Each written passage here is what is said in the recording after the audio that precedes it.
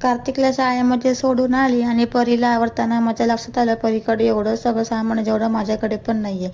आणि हे बांगड्या आहेत ना ते दांड्याच्या ड्रेसवरचे आहेत. आता हे सगळं गिफ्ट मी तर नाही घेतलेलं, तर कोणी घेतलेलं याच्यासाठी मी मोठा व्हिडिओ बनवलेला आहे.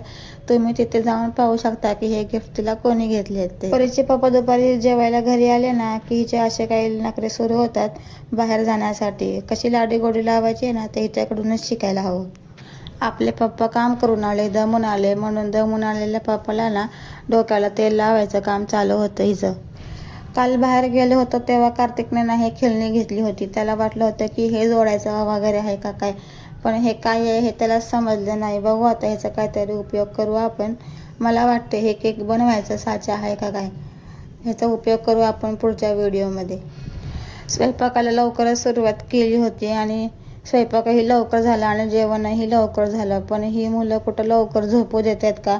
स्वतःही झोपत नाही आणि आपल्यालाही झोपू देत नाही आणि मग सकाळी उठता उठत नाहीत.